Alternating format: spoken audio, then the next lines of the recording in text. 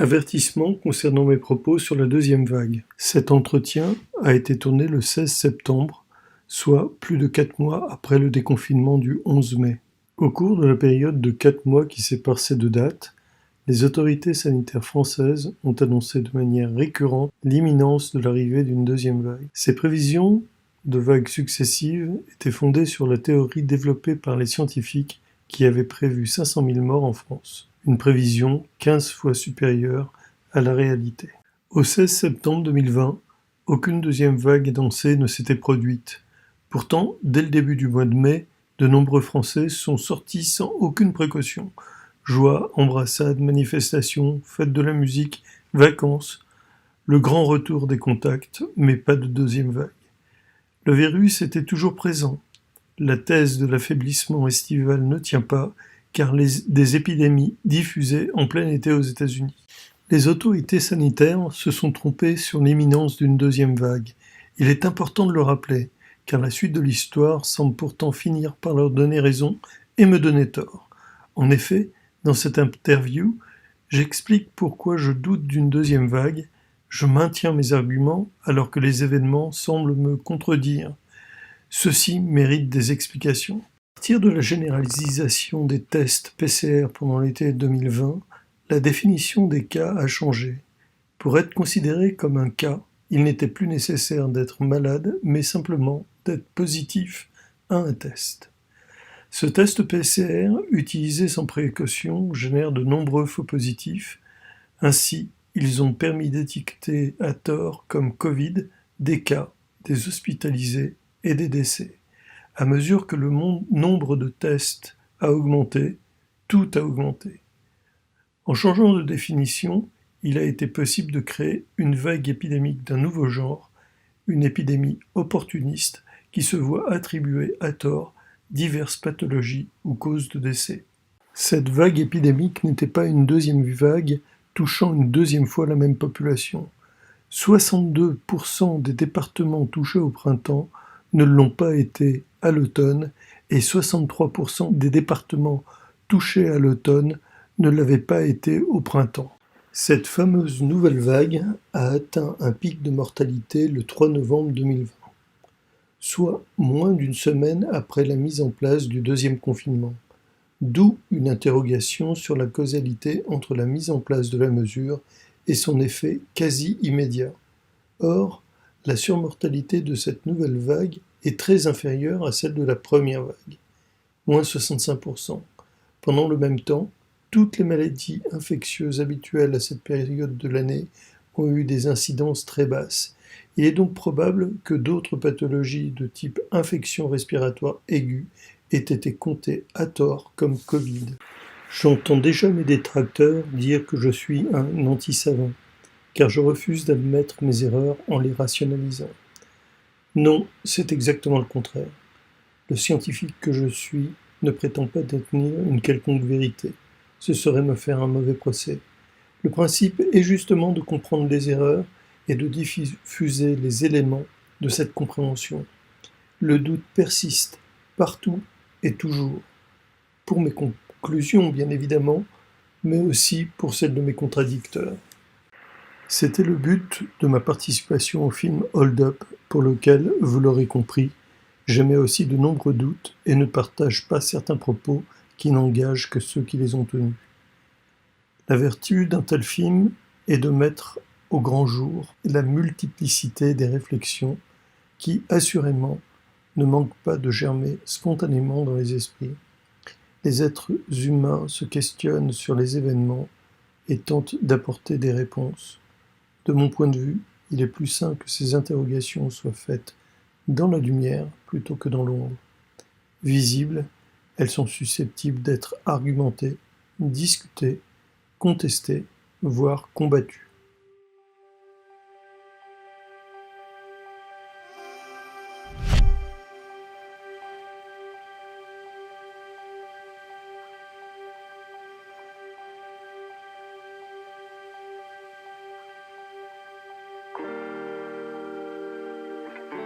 Bon, Laurent Toubiana, merci déjà d'être là.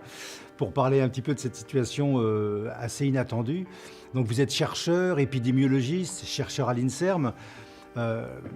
Première question, en quoi cette épidémie est différente des autres? Parce qu'on a l'impression quand même qu'elle est vraiment différente. Pourquoi est-elle aussi différente? Est-ce que le virus est un virus qu'on ne connaît pas, qui est bizarre, Je veux dire ce que je pense, ce que j'ai écrit dès le début, en réalité, elle n'est pas si différente des autres.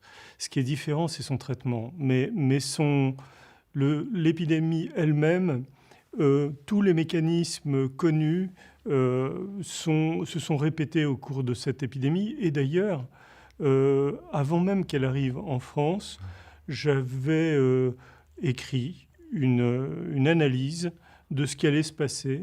Cette analyse, je l'ai diffusée à toutes les radios et les télévisions, à toutes les rédactions. C'était quand? C'était exactement le 11 mars, mais je l'avais écrite fin février. À l'époque, il y avait très peu d'informations. Les seules informations qu'on avait, c'était l'OMS qui les donnait. J'avais quand même quelques doutes sur les informations qui étaient données. Je l'ai dit même dans le papier. J'ai dit que j'émettais des doutes, mais comme c'était les seules informations dont nous disposions et que j'avais une certaine connaissance de 30 ans d'analyse de la dynamique des épidémies, je me suis dit, voilà comment ça va se passer. D'un point de vue épidémique, j'ai pu donner le moment où elle allait atteindre son pic. J'ai pu donner aussi le moment où elle allait atteindre la fin de l'épidémie. Je l'ai écrit. Et je n'ai pas lu ça dans une boule de cristal.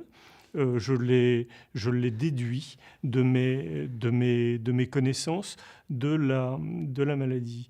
Il se trouve qu'à l'époque, je me souviens qu'il était pratiquement interdit de faire des comparaisons avec les épidémies connues.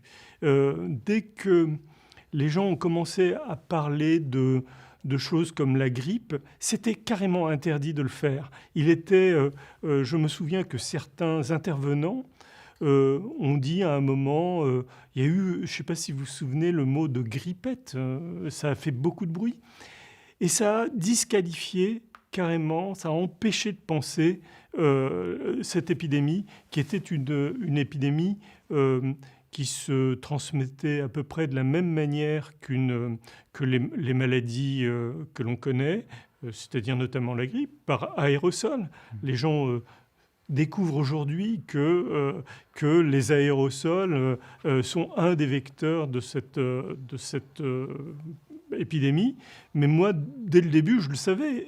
Et on connaît les épidémies qui se transmettent par aérosol. On les connaît si bien que ça fait 30 ans qu'on les suit, même plus. Les épidémies de grippe, il était donc assez logique de se référer en tout cas à cette connaissance. Ce que j'ai fait, et en gros, tout ce que j'avais prévu est arrivé exactement comme je l'ai décrit. Et j'ai prévu d'autres choses aussi. J'avais déjà averti qu'il fallait avoir les nerfs solides. J'ai écrit ça. Il faudra avoir les nerfs solides pendant une certaine période parce que, effectivement, pendant une période, il y a une montée exponentielle du nombre de cas. C'est dans toutes les épidémies de maladies transmissibles. Donc, et à ce moment-là, on peut perdre les pédales. Et j'avais confiance. Et je me suis dit, non, ils ne vont pas le faire. Et ils l'ont fait. Et là, j'étais catastrophé, quoi. Si vous voulez, j'étais au début déconcerté. Et puis après, j'étais totalement terrorisé par ce que je voyais. Mais d'où vient ce refus de faire référence à des épidémies passées? Parce que quand il y a une épidémie nouvelle avec un virus, entre guillemets, nouveau, on fait référence à ce que l'on sait, à ce que l'on connaît. Pourquoi cette... Vous disiez tout à l'heure que ce n'était pas possible de parler de ce que l'on connaissait déjà. Alors, la question du pourquoi, je ne sais pas y répondre. Moi, mon premier réflexe a été de me référer, comme on fait généralement, à me référer les événements équivalents dans l'histoire. Et donc, pourquoi les autres ne l'ont pas fait, ça, il faudra leur poser la question. Mais en tout cas, moi, je l'ai fait. Et je l'ai écrit et je l'ai largement diffusé. Et pourtant, dans le même temps, vous aviez un autre épidémiologiste célèbre, je crois qu'il est suisse, qui prévenait déjà d'une seconde vague dès le mois de mars. Expliquez-nous. Alors, d'abord, il n'est pas suisse.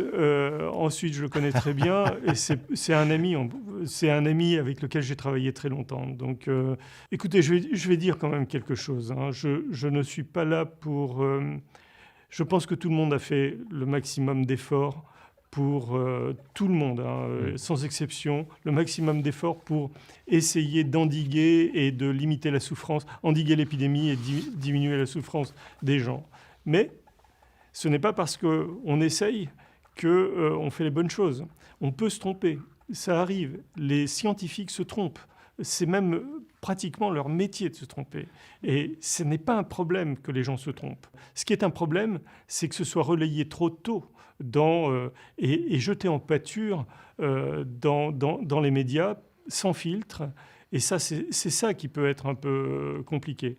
Donc pour revenir sur ce collègue que je connais très bien, effectivement, et qui est quelqu'un de très intéressant, qui dit beaucoup de choses très intéressantes. Il avait, lui, prévu, dès la fin de l'épidémie en Chine, il avait écrit qu'il y aurait très probablement une seconde vague. Et finalement, je le considère comme le théoricien de la seconde vague, si vous voulez. Ça a été écrit dans une revue hyper prestigieuse, c'est le Lancet. Alors on sait maintenant que le Lancet, il faut s'en méfier un petit peu, mais c'est quand même une revue internationale de très haut niveau. Il ne faut quand même pas non plus jeter le bébé avec l'eau du bain, je veux dire. Non, c'est quand même une revue de renom qui fait des erreurs, comme tout le monde. Eh bien, ils vont s'amender. Mais en tout cas, ce chercheur-là nous avait prévu une seconde vague. Et finalement, cette théorie de la seconde vague est une clé de voûte de l'ensemble de la compréhension de ce qui se passe et de notre situation actuelle. C'est-à-dire que si on remet en question cette notion de future vague, et vous verrez que c'est assez compliqué de la remettre en question, mais je vais tenter de le faire. Si on remet en question cette seconde vague, ça veut dire que l'épidémie est passée, qu'elle ne reviendra plus. Alors que si on croit à cette théorie, on est toujours dans la précaution qui consiste à mettre, par exemple, des masques, la distanciation sociale, voire le confinement. Et donc, si cette théorie n'est pas vérifiée, tout tombe. Vous comprenez ? Donc, je vais expliquer, si vous me le permettez, pourquoi j'ai des doutes là-dessus. Bon, d'abord, mon premier doute, c'est que, globalement, aucune des épidémies modernes n'a fait de seconde vague. Aucune. Que ce soit le SARS, et ça on pourra revenir sur cette histoire, le spectre du SARS, le MERS aussi n'a pas fait de seconde vague, le H1N1 n'a pas fait de seconde vague, le chikungunya, et j'en passe énormément. Donc ça, c'est le premier fait. Il n'y a pas pour l'instant, s'il y avait une seconde vague, ce serait presque une première. Alors on va bien sûr nous parler de la grippe qui revient tous les ans, des gastro-entérites, etc. Mais on pourrait prendre la grippe pour une seconde vague. Est-ce que le virus de la grippe, qui va sans doute être présent en hiver, est-ce qu'on pourrait le prendre pour le Covid, par exemple ? Ça, c'est un facteur de confusion, si vous voulez. Et on peut en parler tout de suite. Ouais. C'est que c'est très connu, très surveillé. Dès la fin de l'été, dès l'automne, on voit apparaître des viroses et qui provoquent des sortes d'épidémies qui sont des épidémies très bénines. Ce sont des rhinites, en fait des épidémies qui attaquent la sphère ORL. La difficulté, si vous voulez, c'est que les signes cliniques de ces maux sont pas très éloignés des signes cliniques que l'on a pu voir pour le Covid. Et il y a effectivement, là, à ce moment-là, des gens qui vont aller voir leur médecin parce qu'il y a une telle pression sur les populations que ces populations sont inquiètes et vont en masse aller voir leur médecin parce qu'ils ont un simple rhume et dire ah ben voilà, et le médecin probablement prescrira pour ces gens-là des tests, ce qui va augmenter le nombre de tests et probablement aussi on va trouver chez ces gens-là des traces du passage du coronavirus. Ce sont des traces, vous savez, ce qui reste du passage d'un virus, ça reste assez longtemps. Ce sont des acides nucléiques et la PCR, ça sert aussi, par exemple, pour rechercher longtemps après le passage d'un criminel, par exemple. On va chercher ces traces. Et les acides nucléiques restent, eux, très longtemps. Ils ne meurent pas. Donc, on peut, comme la PCR, c'est un système d'amplification, on peut faire, si vous voulez, et je vais résumer sous ce nom-là, on peut faire beaucoup de faux positifs. Sur l'ensemble des tests, il y a 3% de gens testés qui sont positifs et il y a 97% qui sont négatifs. Le vrai chiffre, si on ne voulait pas angoisser les gens, c'est de dire que 97% d'une population est négative au test. Donc ça prouve une seule chose, et c'est une très très bonne nouvelle, une excellente nouvelle, c'est que l'ensemble de ces 8 millions, maintenant on est à 8 500 000 tests, nous prouve une chose, c'est que le virus ne circule pas. C'est ça que ça prouve. Il reste 3% et ces 3% sont inférieurs à la marge d'erreur que tout système, vous savez, des erreurs, il y en a 12 types, on les catégorise en épidémiologie, c'est ce qu'on fait. Donc il y a des erreurs de tout type. Sur un système, 3% d'erreurs, c'est tout à fait admissible. Et donc les gens positifs sont de l'ordre de la marge d'erreur du système de recueil. Voilà. Il existe des mutations dans les virus, et c'est dans certains virus, notamment dans le virus de la grippe. C'est un virus qui a une tendance, par sa structure même, à muter énormément.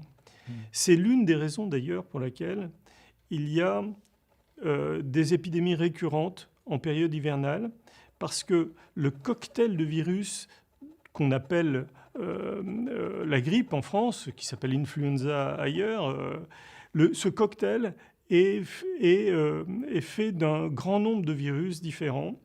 Et tous les ans, il y a de nouveaux virus. Ce n'est pas le cas pour le coronavirus. Alors j'ai entendu le professeur Raoult très récemment nous parler de mutation du virus.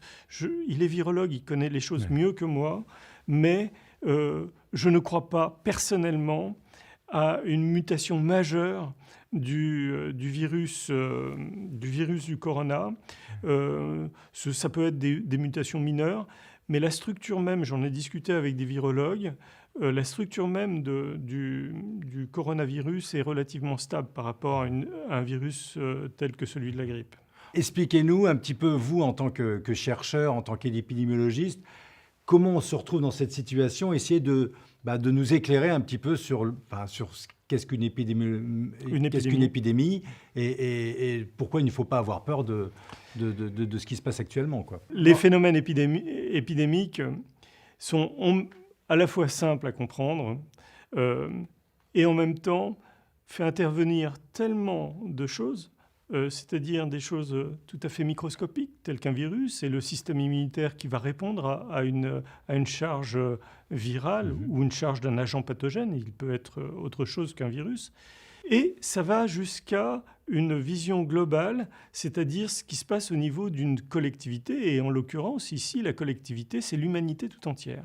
Donc, vous voyez qu'on doit faire une sorte de grand écart entre l'infiniment petit et l'infiniment grand. Et on doit envisager l'ensemble de la question en passant évidemment au milieu par les individus eux-mêmes, qui sont le siège de cette interaction avec un virus qui leur a été transmis. Donc, si vous voulez, l'épidémiologiste doit envisager l'ensemble de la question d'une manière globale et transversale, de l'infiniment petit à l'infiniment grand. Et au milieu de tout ça, les gens qui s'occupent des malades, ce sont des médecins qui doivent faire leur travail, mais qui n'ont pas la vision globale pour pouvoir s'exprimer sur... alors je ne dis pas que ce n'est pas possible de s'exprimer sur des choses que l'on ne connaît pas, bien en tout cas. Mais si vous voulez, le médecin est là pour soigner les gens, comprendre leur maladie, comprendre ce qui se passe en eux et faire un diagnostic et apporter une thérapeutique pour les soigner et pour éviter leur souffrance. OK, mais nous sommes là dans une autre dimension. Nous sommes dans la dimension de l'épidémie. Alors qu'est-ce que c'est qu'une épidémie ? Eh bien, une épidémie, si vous voulez, c'est comme une sorte de mode. Ça se rattache à la théorie de l'innovation. On a des tombereaux de littérature sur la théorie de l'innovation. L'innovation, c'est quelque chose de nouveau qui va se diffuser dans une population. Et c'est pour ça que je fais appel à cette notion de mode. Vous avez bien remarqué que lorsqu'une nouveauté arrive dans la population, il y a des gens qu'on appelle des précurseurs. Ce sont les premiers. Et ces précurseurs soit rejettent la mode en question, et donc il n'y a pas de mode. Hein. Il y a eu à un moment une innovation, et puis ça ne passe pas. Et puis, parfois, une innovation fait ce qu'on appelle une emballée, une forme d'explosion. Et là, il y a effectivement une courbe, si on regarde le nombre d'achats, par exemple, d'un nouveau produit, une courbe exponentielle de ce truc-là. Donc, on est passé des précurseurs, les premières personnes, à une partie des primos, des gens qui sont un peu in. Et là, il y a une explosion, puis on atteint un pic, et à la fin, il y a les retardataires, jusqu'à les has-been, si vous voulez, voilà, pour cette innovation. Et ça se vérifie tout le temps. Eh bien, un virus nouveau fonctionne exactement de la même manière. Il se transmet par contact. Bien sûr, les innovations se transmettent aussi par contact, hein, si vous voulez, mais les virus ont des modes de transmission, peuvent être transmis soit par aérosol, soit par contact, soit par contact, si vous voulez, par un vecteur, comme la malaria, par exemple, avec d'autres. Mais si vous voulez, c'est toujours le même principe. Un virus nouveau envahit la population, et puis au bout d'un moment, ça part. Ça fait une vague, si vous voulez. Voilà. J'ai essayé de vous donner une petite vision de ce que c'est qu'une épidémie. Elle fonctionne comme ça. Et il est très rare que une seconde vague de la même innovation arrive. Elles peuvent être longues, étalées ou très courtes, mais des vagues d'un nouveau produit deux fois, ça se passe assez rarement, quoi. Parce que justement, il y a une forme de blocage. On a été, si vous voulez, lorsqu'on achète quelque chose de nouveau, il faut au moins 20 ans. Sinon, ça a été adopté par les grands-parents. Donc, on ne veut pas ça, bien sûr.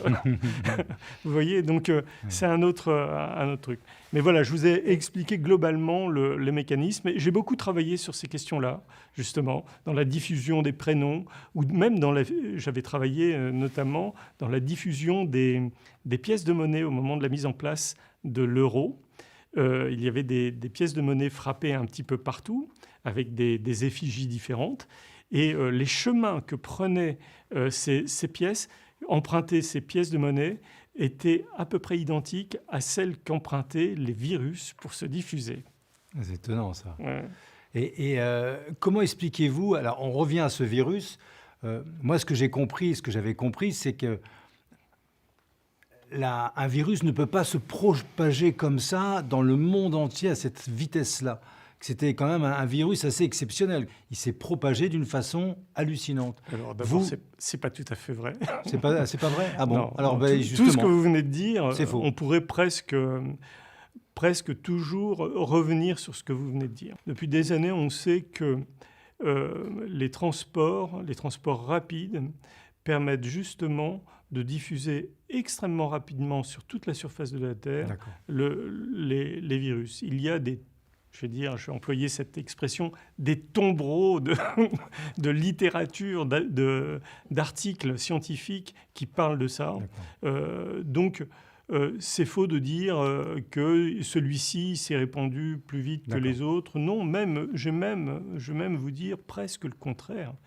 Parce qu'il met beaucoup de temps à se répandre sur toute la surface du globe, puisque aujourd'hui, on commence à voir si vous voulez, une sorte de plateau, de redescente. Mais en fait, il atteint divers pays au cours du temps et d'une manière relativement, de mon point de vue, relativement lente. En France, le virus est arrivé... ça aussi c'est discutable, mais en gros, on s'en est aperçu vraiment autour du 1er mars, début mars. Il a atteint son pic un mois plus tard, donc 4 semaines plus tard, et il s'est arrêté 4 semaines plus tard, ce qui est tout à fait normal en France, et ça ressemble étrangement à ce qui se passe pour ce que l'on étudie depuis 30 ans, les épidémies de grippe. Une épidémie de grippe, c'est entre 6 et, on va dire, 10 semaines, en tout. Donc vous voyez que la dynamique est relativement semblable. Et lorsqu'on a écrit un papier récemment, lorsqu'on regarde sur tous les points du globe, cette dynamique-là, elle est identique. C'est-à-dire que, quel que soit le lieu où vous regardez, où vous faites cette étude, avec toutes les précautions possibles, c'est-à-dire qu'on normalise par rapport aux populations, on normalise par rapport à leur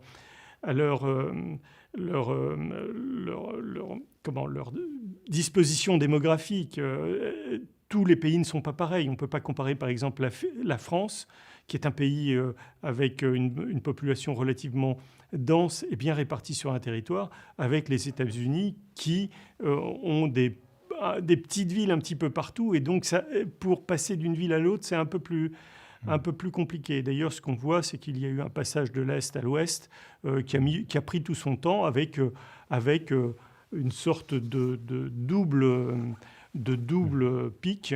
Mais c'est simplement qu'on est à l'échelle presque d'un continent, donc c'est assez normal. Mais si on regarde,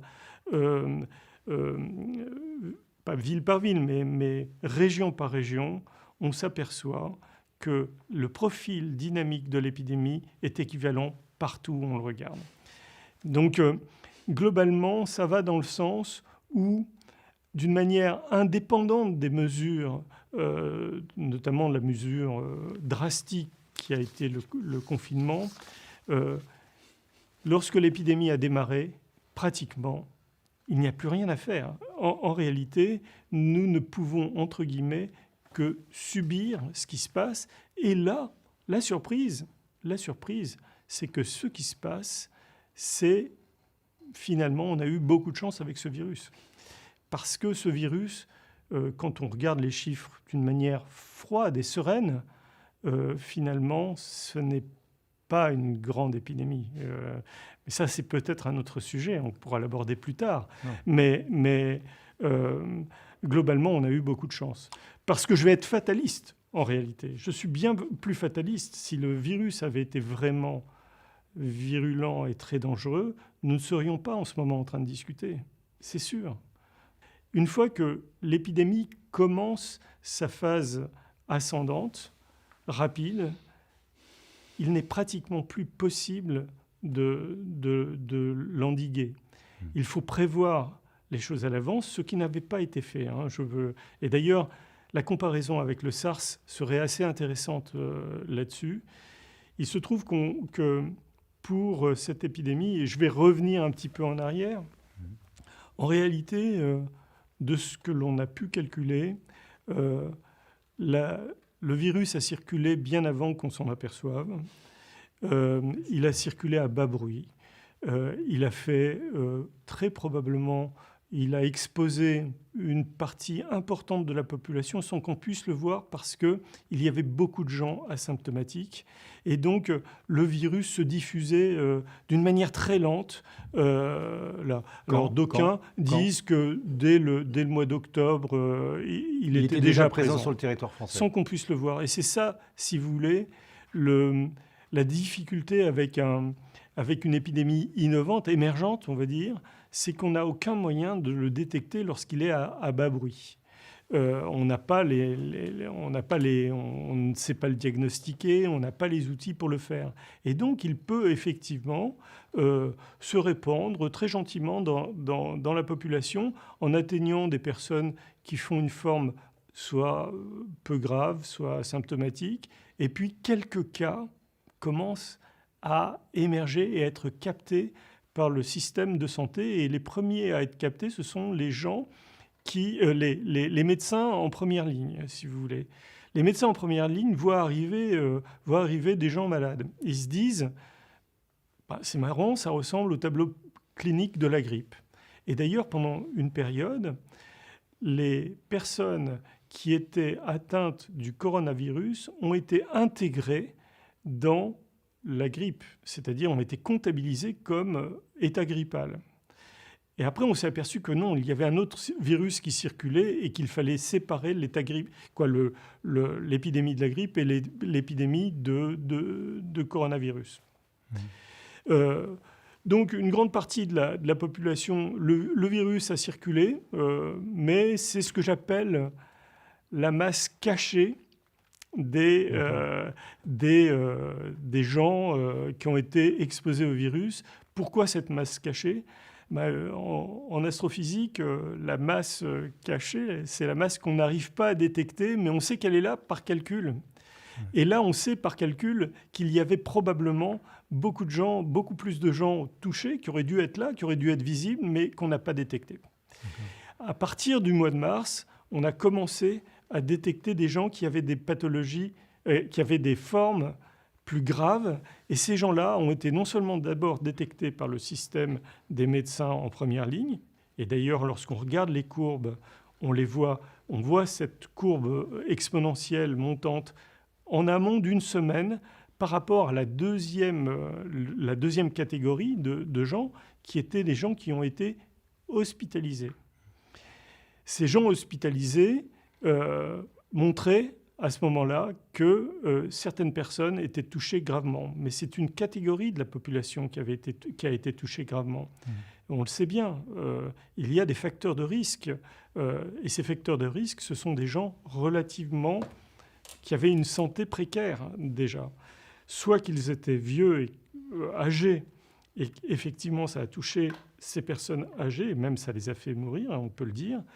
Et puis, des personnes qui avaient des comorbidités qu'on connaît, diabète, surpoids, etc., etc. Il y a toute une liste de comorbidités, etc. Et donc, ces gens ont été là, à ce moment-là, captés par le système de santé. Ces gens-là, pendant la période épidémique, ça représente 110 000 personnes. 110 000 personnes pendant la période que j'ai décrite tout à l'heure, les 2 mois, là, 110 000 personnes qui ont été hospitalisées. Puis après, il y a eu 20 000 personnes qui ont été en réanimation et 20 000 personnes qui sont mortes à l'hôpital, plus 10 000 dans les EHPAD, mais on pourra discuter de tout ça si vous voulez. Ouais. Racontez-moi, la médecine, d'une façon générale, est faite pour rassurer, pour soigner, hein, pour donner des traitements. Là, on a l'impression que soudain, dans les plateaux de télévision, c'est la peur qui a enflammé tout le monde. Et les gens avec des débats contradictoires entre scientifiques, donc les gens étaient complètement perdus, on ne savait pas à qui croire. Comment expliquez-vous que cette peur a été véhiculée par des médecins qui sont censés juste nous rassurer sur une épidémie? Je comprends, il y a plusieurs questions dans votre question. Oui, pardon. D'une part, vous avez dit des scientifiques sont venus. J'aimerais simplement dire que les médecins, leur rôle, effectivement, c'est de rassurer les individus et de les soigner. Simplement de les rassurer, déjà, je ne sais pas, vous avez tous fait cette expérience-là. Vous vous sentez mal, vous allez chez le médecin, et subitement, ça va beaucoup mieux, alors qu'il n'a rien fait du tout. Mais rassurer, néanmoins, est quelque chose de très important. Le fait que le médecin, lui, doit rassurer, doit diagnostiquer et doit guérir ou essayer de limiter les souffrances. C'est ça qu'il doit faire. Et auprès des individus, c'est son rôle. Il se trouve que je rencontre énormément de médecins, vous vous doutez bien, je suis en contact avec eux. Et il y a eu une forme, comme à peu près tout le monde, les médecins sont des êtres humains, eux aussi peuvent être sensibles à une forme de peur, de panique, etc. Et je l'ai vécu, moi, dans mes contacts. j'ai téléphoné à ces médecins parce que je voulais savoir ce qui se passait vraiment sur le terrain. Et je fais toujours ça. Moi, j'ai une vision globale en tant qu'épidémiologiste, mais je vais toujours vérifier sur le terrain ce qui se passe. Donc, je les ai interrogés. Je leur ai demandé quels étaient les signes cliniques des Covid. Je leur ai demandé s'ils testaient, ils n'avaient pas de test. S'ils se protégeaient, ils n'avaient rien pour se protéger. Et en fait, ils avaient une peur fantastique. Certains médecins m'ont dit « on va mourir. Une partie d'entre nous va mourir ». C'était avant que l'épidémie arrive vraiment. Ils avaient vu quelques cas. La plupart de ces cas, me disaient-ils, s'en sortaient parfaitement bien. Je me souviens de cette conversation où le médecin en question, qui est responsable du groupe de médecins première ligne, sont des urgentistes, me disait écoute, ce qui est très étrange, c'est que le tableau clinique est inférieur à celui d'une grippe. C'est plutôt une forte prise ORL, mais ça se calme très rapidement pour la plupart d'entre eux, sauf pour quelques-uns, où alors là, ces gens-là, du jour au lendemain, alors qu'on croyait que c'était presque terminé, du jour au lendemain, passent dans un autre état, dans un autre... et là, on est obligé de les hospitaliser. Donc, voilà ce que me racontaient les médecins, alors que l'épidémie commençait à peine. Ils étaient en panique et ils étaient franchement totalement... je vais dire, leurs pensées étaient anesthésiées à cause de par quoi ça. À cause de quoi cette panique? Ils avaient connaissance Alors, il y avait eu souvenez-vous, quelques médecins, pas beaucoup, qui, face aux patients malades, étaient eux-mêmes tombés malades et certains en étaient même décédés, quoi. Et donc, dans l'esprit de ces médecins-là qui se savaient en première ligne, il y a eu une sorte de panique. Et les médecins sont des gens fragiles, comme tout le monde. Ce sont des êtres humains et ils ont eux aussi peur, ils ont besoin d'être protégés, quoi. Je veux dire, c'est ça. Et à l'époque, il n'y avait pas tellement de protection pour eux. Donc moi, je les salue incroyablement, ces gens-là. Mais il se trouve qu'ils ont surestimé le danger. Et quelques temps plus tard, je les ai rappelés et je leur ai dit « alors ?» Et il me dit, bah oui, ils ont avoué. C'est pas qu'ils ont avoué, c'est qu'ils ont dit, bah non, ce que nous constatons sur le terrain, c'est, à l'époque, c'était des gens qui étaient à un endroit très précis, et là, il n'y avait plus rien, quoi. Je dirais, on n'était pas dans une grande ville, on n'était pas dans Paris, Marseille ou Lyon, et là où ils étaient, il n'y avait plus rien. Il n'y a pas eu de mort dans leur rang, quoi. Ils n'ont pas été d'abord, il n'y a eu aucun mort dans leur rang. Alors là, il n'y a pas eu de médecin. Je me demande même si, alors je sais pas, il faudrait que je vérifie, mais s'il y a eu des malades parmi les médecins. Voilà, non. Ils avaient surestimé le danger. Ça, c'est une évidence. Voilà. Donc, je leur tire mon chapeau, parce que vraiment, ils ont fait un travail, c'est indéniable. Les médecins ont fait un travail gigantesque. Il y avait des gens vraiment malades. Mais si vous voulez, pendant les grippes, il y a aussi des gens vraiment malades. Et il y a aussi des gens qui meurent pendant les grippes. Donc systématiquement, lorsqu'une grippe dépasse un certain nombre, on voit immédiatement, et d'ailleurs il suffit de reprendre les coupures de journaux, voir que les sonnettes d'alarme par les hôpitaux sont tirées systématiquement dès que la grippe dépasse un nombre attendu de cas. Et émergent dans les hôpitaux des gens qui ont des formes extrêmement graves de la grippe et en meurent. Voilà. Vous venez de signer une tribune dans Le Parisien. Oui.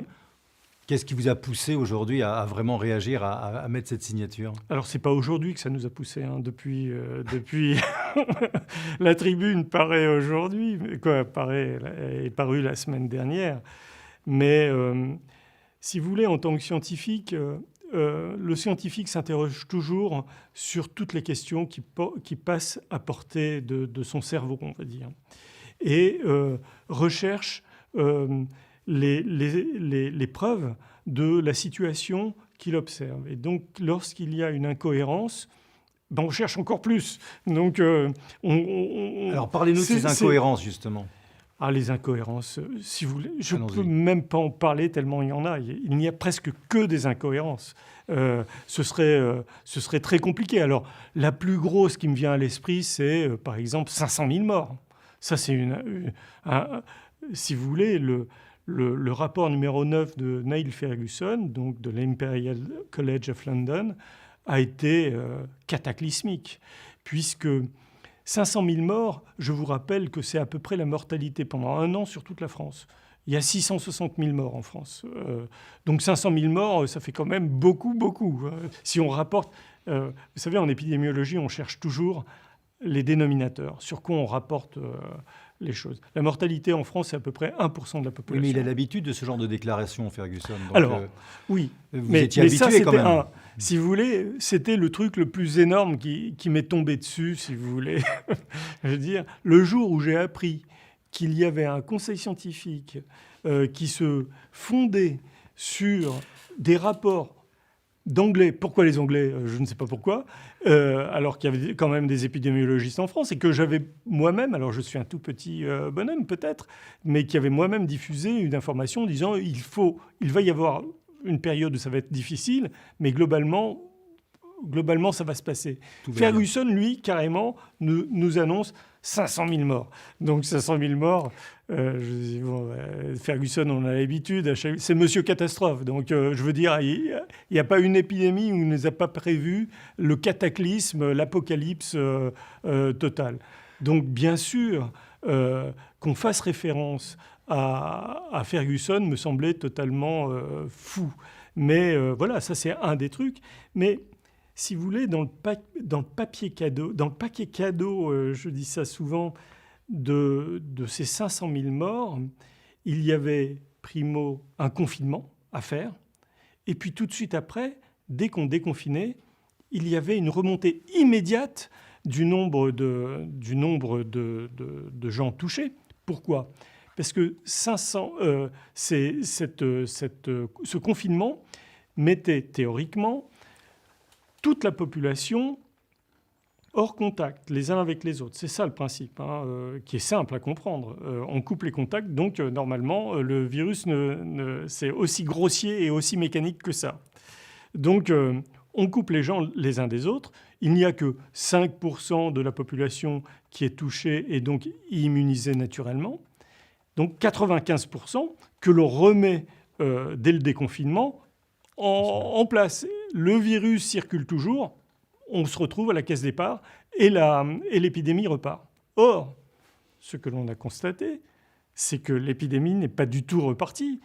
Et Ferguson ne nous avait pas prévenu d'une vague. Dans son rapport, il nous avait prévu un grand nombre de vagues. Je les ai calculées après, je crois qu'il y avait 14 vagues à se taper, quoi. Le truc apocalyptique, je dis. Et donc, en réalité, l'une des démonstrations que le confinement n'a servi à rien, l'une des démonstrations majeures, c'est que la théorie proposée par Ferguson ne s'est pas vérifiée. Pas du tout vérifiée. C'est-à-dire qu'il n'y a pas eu de nouvelles vagues. Alors on va vous invoquer tout un tas de raisons pour lesquelles cette deuxième vague n'a pas eu lieu. Mais toutes ces raisons sont sujettes à caution. Et on pourrait les reprendre une par une. Pourquoi l'épidémiologiste que vous êtes dit que le confinement n'a servi à rien ou n'était pas nécessaire ? Je l'ai presque évoqué tout à l'heure. C'est-à-dire qu'à partir du moment où l'épidémie a dépassé une forme de seuil, c'est-à-dire qu'on passe dans le mode exponentiel, pratiquement, il est très difficile quand toute une population, lorsque le virus circule dans toute une population d'une manière assez forte, il est très difficile d'endiguer le truc. Alors l'idée complètement magique, c'est de dire on va enfermer tout le monde, comme ça il n'y aura plus aucun contact. Mais ça n'a jamais été mis en place, ça n'a jamais été démontré, c'est une grande première de toute l'humanité. Ça n'a jamais été fait, ce genre de truc, ça n'a jamais été testé, on n'a rien fait. Et on n'a rien, on a mis en place une thérapeutique sans même savoir si elle fonctionnait. Et c'est une thérapeutique terrible, puisqu'elle a mis à l'arrêt notre économie pendant 2 mois. Donc ça, c'est un truc, quand on fait le rapport bénéfice-risque, on se dit, mais attendez, ou alors plutôt coût-bénéfice, on se dit, mais c'est affolant. Puis il y a eu des suicides, il y a eu le confinement a tué énormément de personnes. En plus, en réalité, le virus circulait et on a dit aux gens, ce qui est assez paradoxal, restez confinés au sein de votre famille, fermez les fenêtres, ne bougez plus, etc. Et donc les gens dans les familles qui n'étaient pas encore atteints, s'il y avait eu une personne contaminée parmi eux, ont été contaminés par justement leurs proches. Donc il y a eu aussi cet effet-là, et il est paradoxal, si vous voulez, aujourd'hui, par exemple, on nous dit dans les espaces confinés tels que les open space, il faut se protéger énormément. Mais qu'est-ce qu'on a fait pendant la période du confinement ? On a mis les gens, on les a confinés, donc le virus a circulé d'une manière intrafamiliale. Vous voyez, donc à un moment, il y a même eu une petite sorte d'accélération, c'est-à-dire que tous ceux qui auraient pu peut-être échapper au truc ont été quand même contaminés. Mais ça, c'est presque anecdotique. En réalité, la dynamique de l'épidémie a vécu ce qu'on appelle son histoire naturelle. Et Ferguson nous prévoyait finalement, au moment, une semaine après le confinement, une chute immédiate du nombre de nouveaux cas. Or, cette chute immédiate, on ne l'a jamais vérifiée. On ne l'a jamais vue. Il n'y a pas eu de chute immédiate. Au contraire, l'épidémie a suivi sa pente tout à fait naturelle. Et puis, à l'heure actuelle, ce qu'on voit, ce sont des cas sporadiques. On pourra en discuter aussi. Et puis, il y a un fait majeur. On a heureusement un seul pays, vraiment proche de nous, qui n'a pas mis en place, merci la Suède, vous n'avez pas mis en place le confinement, ce qui nous permet, si vous voulez, d'avoir là les pays qui ont mis le confinement en place, les pays qui ne l'ont pas mis en place, et comparer. Et qu'est-ce qu'on va comparer dans une épidémie ? Le nombre de décès. Et que constate-t-on ? C'est qu'on a un nombre de décès et une dynamique des décès pratiquement équivalente. Ce qui compte pour l'instant, c'est de suivre le nombre de décès, et celui-là, dans aucun pays d'Europe, pour l'instant, ne réaugmente. Attendez quelques semaines, vous allez les voir réaugmenter. Non, ça fait 3 mois. On ne peut pas s'en Ça fait réjouir. 3 mois que vous êtes en train de parier contre Blachier. Vous êtes en train de dire depuis 6 mois qu'il va y avoir une augmentation en avril avec le relâchement. Elle n'a pas eu lieu. En mai, avec le déconfinement, elle n'a pas eu lieu. En juin, avec la fête de la musique, elle n'a pas eu lieu. Et en juillet, avec les clusters de Mayenne, elle n'a pas eu lieu. Donc ça fait 4 fois, 5 fois que vous vous trompez sur les pronostics qui sont donnés. Voilà. Et apparemment, ça fait sourire le docteur Blachier qui ironise en plein moment, qui intervient pour dire attendez de voir la seconde vague, vous attendez de voir, vous allez voir. Enfin, Oui, nous sommes face à quelque chose, à une forme, si vous voulez, de scénario. Alors là, il sourit, c'est presque comique, mais c'est un drame. On est face à une sorte de tragédie. Et c'est marrant parce qu'en regardant ça, alors il se trouve que le docteur Blachier, moi j'adhère complètement à ce que professeur Toussaint, Jean-François Toussaint, dit, puisque quelques heures plus tard, j'avais le docteur Blachier face à moi sur un plateau équivalent, ça devait être sur BFM, et le docteur Blachier a traité devant moi, alors que j'étais venu pour parler de l'épidémie, comme je le fais toujours avec des concepts simples à comprendre en essayant d'objectiver les choses. Blachier disait devant moi « Raoult est un charlatan ». Alors là, ça dépassait pour moi l'entendement, on était dans un autre monde. Et justement, si vous voulez, j'ai envie de rappeler un certain nombre de choses qui n'ont rien à voir. J'évoquais tout à l'heure la comédie ou le drame, voire la tragédie. Il se trouve que Molière a écrit 3 pièces sur la médecine, dont Juan, Le médecin malgré lui et Le malade imaginaire. 3 pièces où on décrit un médecin, un certain type de médecin. On ne dit pas tous les médecins. Mais ce médecin est archétypique.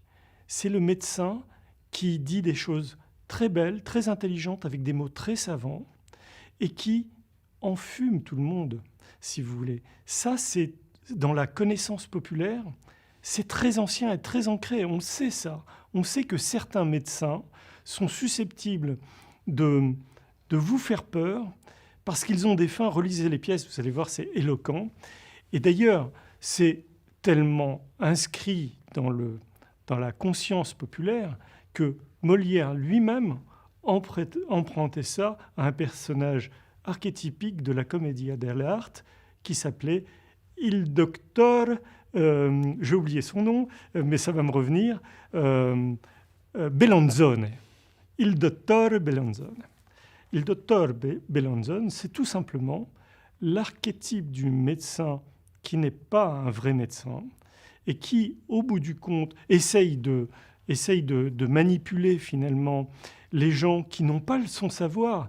Et l'histoire dit que on se demande s'il parle notre langue ou s'il parle un autre langage, mais en tout cas, on ne comprend rien à ce qu'il dit, mais ce qu'il dit doit être extrêmement bien, puisqu'il le dit dans un vocabulaire châtié.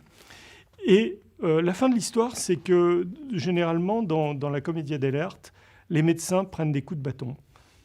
En tout cas, ce type de médecin-là, ça se termine comme ça. Vous verrez dans les pièces de Molière, ça se termine aussi comme ça.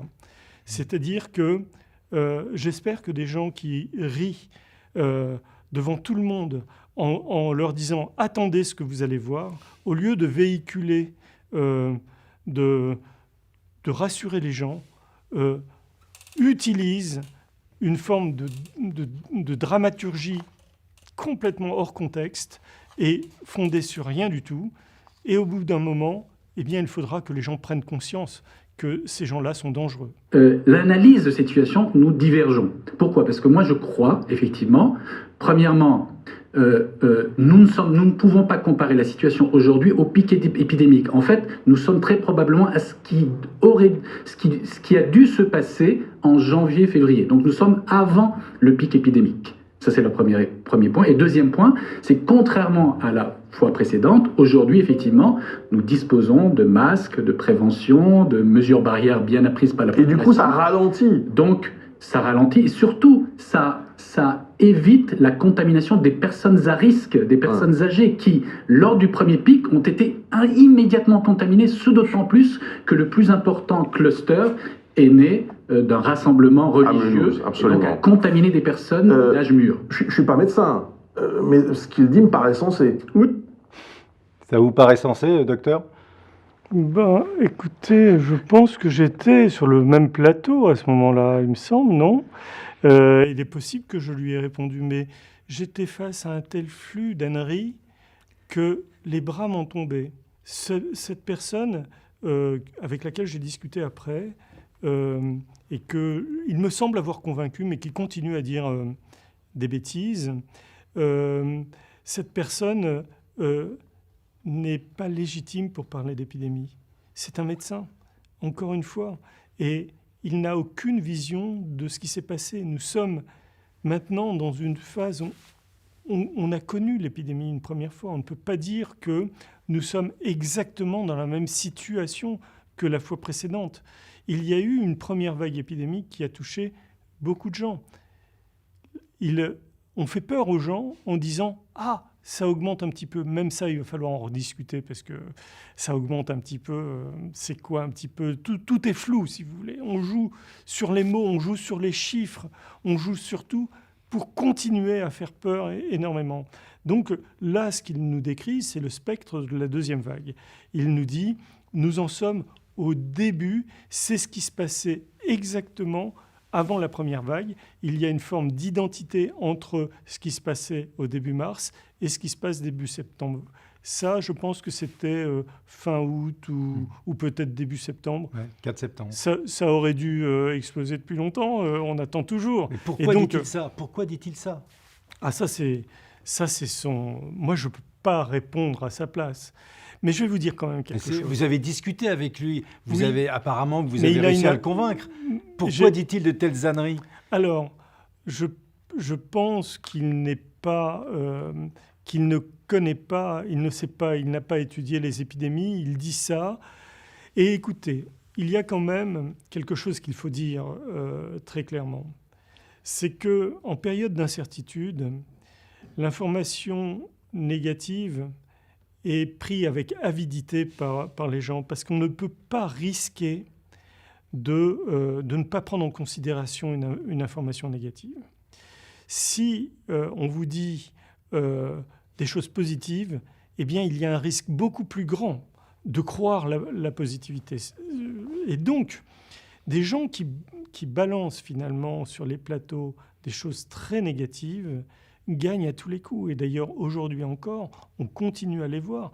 Aujourd'hui encore, il y a les mêmes personnes qui nous prévoyaient 500 000 morts qui sont toujours en place. Ils sont indéboulonnables, ils ont beau s'être trompés sur toute la ligne depuis le début, ils sont toujours là. Si quelqu'un avait dit quelque chose de positif et que l'épidémie était réellement arrivée, cette personne serait vouée aux gémonies et se serait discréditée totalement. Là, ils disent tout ce qu'ils veulent, ils ne sont jamais discrédités. On ne leur dit plus rien. Donc, si vous voulez, ils ont tout à gagner à être dans cette posture-là. C'est une posture incroyable, mais c'est... quelque part, il faudra leur demander mais pourquoi vous faites ça ? Pourquoi vous faites ça ? Quel est votre intérêt ? Moi, je n'en sais rien. D'autant qu'aujourd'hui, on ne peut pas dire qu'on ne sait pas. En plus, aujourd'hui, lorsqu'on connaît la diffusion des épidémies, on est dans une situation radicalement différente. On sait comment ça s'est passé. On sait, en plus, les médecins ont amélioré énormément la prise en charge. Donc, globalement, le risque dans une épidémie, ce qui marque une épidémie, sa gravité, c'est le nombre de malades importants, c'est-à-dire qui nécessitent le soin de professionnels de santé et le nombre de gens qui en sont décédés. Ça, c'est ça qui marque. C'est un indicateur de la gravité d'une épidémie. Aujourd'hui, les indicateurs, c'est zéro, quoi. Je veux dire, alors, je ne vais pas dire c'est zéro. Parce que si je dis c'est zéro, on va me dire mais non, pas du tout, il y a encore des cas. Et la personne qui, elle, est aujourd'hui hospitalisée, il y en a très peu, va me dire mais Laurent Toubiana dit n'importe quoi. Donc je ne vais pas dire c'est zéro. Je vais dire il y en a très peu par rapport à l'ensemble de la population. Et en physique, lorsque une quantité est infinitésimale, on la considère comme non significative. Donc on en est à peu près à la non-significativité de ça. Après, le fait que ça augmente, je pourrais discuter de tout ça. C'est une autre question qui, elle aussi, trouve des éléments rationnels pour expliquer d'abord pourquoi les tests, il y en a beaucoup, mais ça on en a peut-être discuté, je ne me souviens plus. Justement, non, on n'a pas discuté, c'est ce que je voulais en parler. Quand vous regardez, quand vous voyez des queues, des files d'attente à l'extérieur sur les trottoirs, des gens qui attendent de se faire tester alors qu'ils ne sont pas malades, qu'ils n'ont pas de symptômes, ils vont faire des tests PCR. Est-ce quoi ça sert de faire des tests PCR aujourd'hui si vous n'avez aucun symptôme ? Eh bien, ça sert peut-être à rassurer les gens, j'en sais rien. Peut-être qu'ils se rassurent de cette manière, mais ça coûte un fric dingue. Ça, en tout cas, ça, on le sait.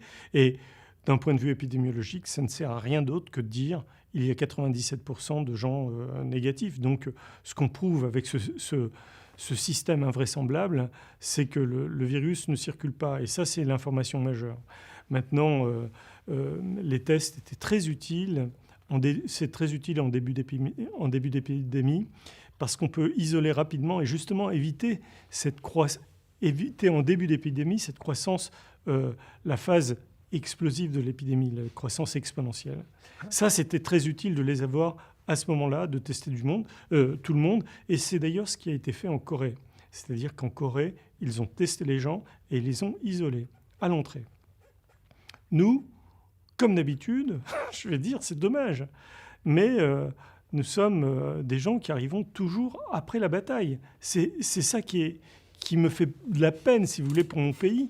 C'est que on demande aux gens de porter des masques dans la rue, alors que, je ne vais pas rappeler ce moment douloureux où on nous a dit, même le Premier ministre nous a dit que ça ne servait à rien.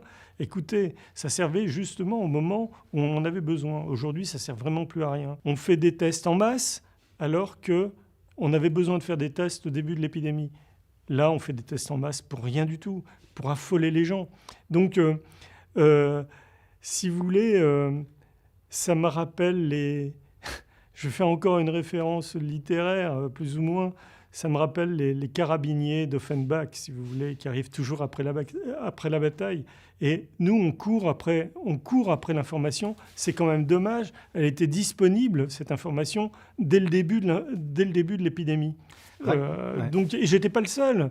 Si vous voulez, on était plein à dire la même chose, plein.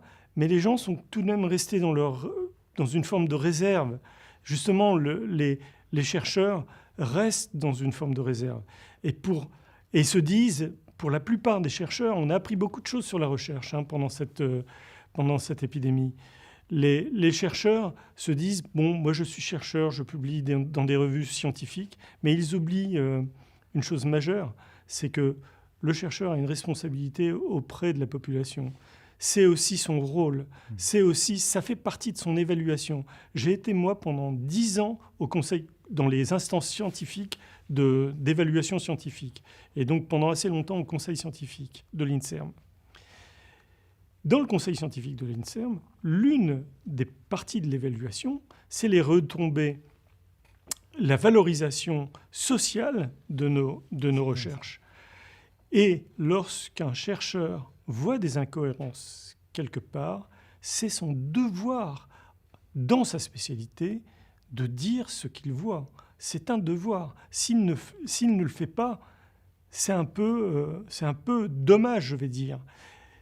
Et de plus en plus, aujourd'hui, suite à notre tribune, de plus en plus de chercheurs estiment qu'il est maintenant temps de sortir de la réserve et de dire ce qu'ils voient.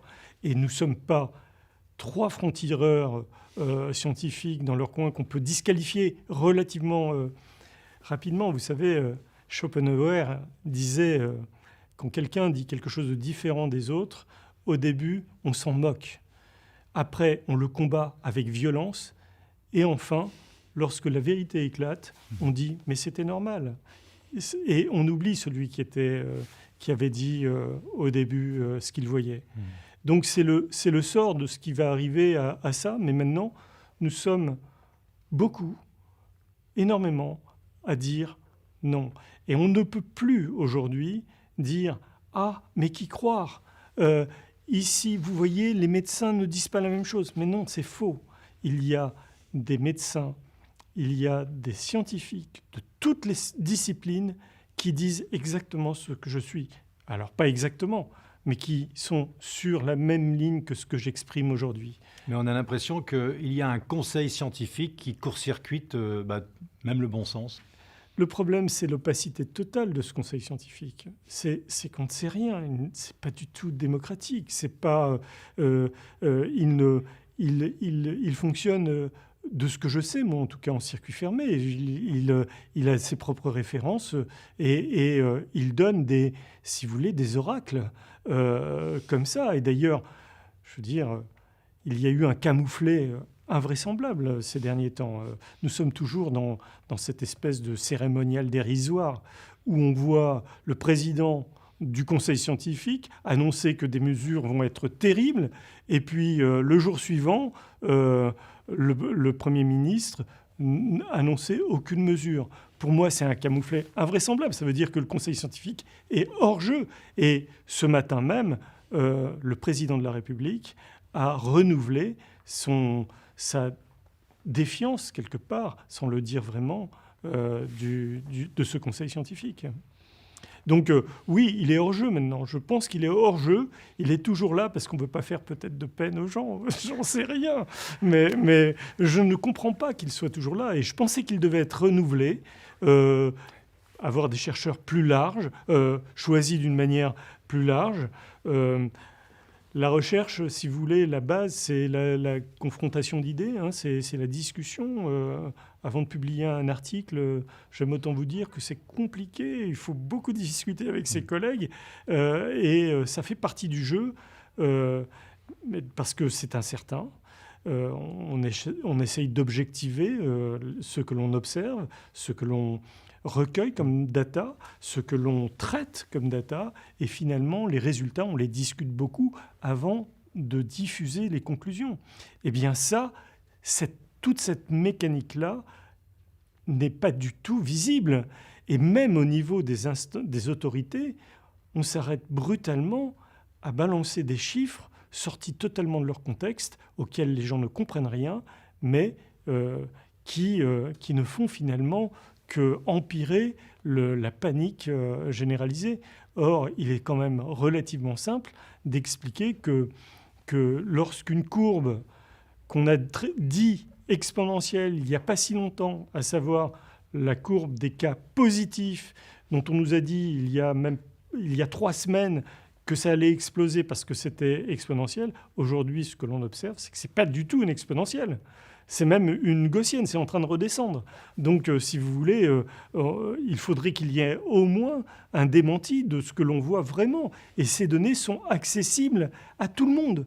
Tout le monde peut aller, avec un simple tableur Excel, aller récupérer ces données qui sont disponibles sur les sites du gouvernement, récupérer les données et faire soi-même les mesures. C'est du niveau de la règle de 3 et voir qu'on n'est pas du tout dans une forme exponentielle, donc il faut le dire.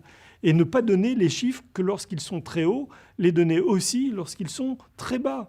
Voilà, donc... Là, je m'adresse juste aux citoyens que vous êtes. Hein. Oui. Je ne m'adresse plus aux chercheurs, même si effectivement c'est intéressant de vous entendre, bien sûr.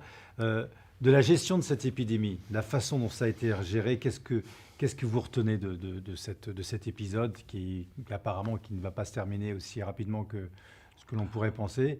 Ça serait quoi? Le simple citoyen que vous êtes, vous dites quoi quand vous voyez la situation dans laquelle on se retrouve aujourd'hui? Mais moi, je suis, à l'heure actuelle, si vous voulez, je pense à mes enfants. Hein. J'ai des enfants qui vont bientôt être sur le marché du travail et que très probablement, il va y avoir une crise.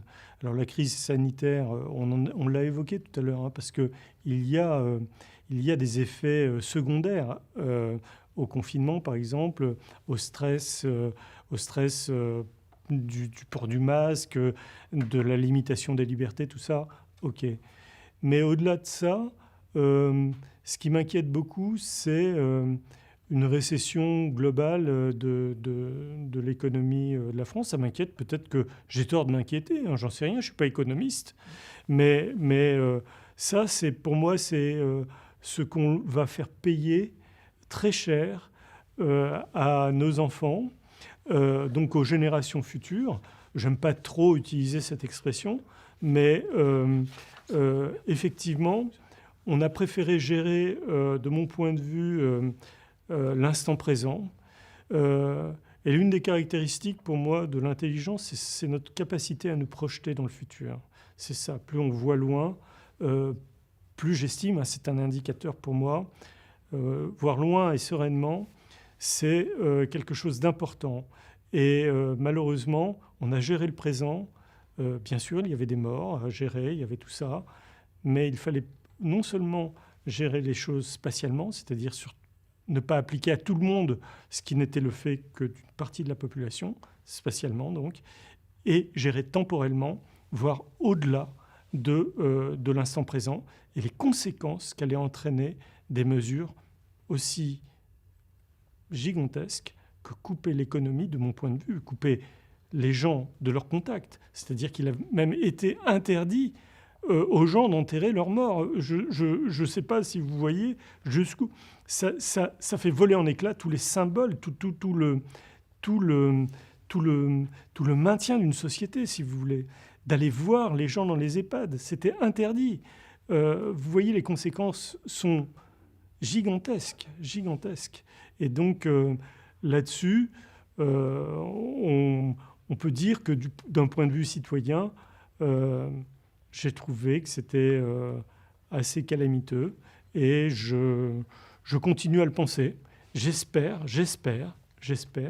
que... et je pense que c'est en train peut-être de prendre cette voie-là, qu'on va revenir avec la diffusion d'informations tangibles, rationnelles, revenir à une forme de choses plus sereines, si vous voulez, moins dramatiques. Donc voilà où j'en suis.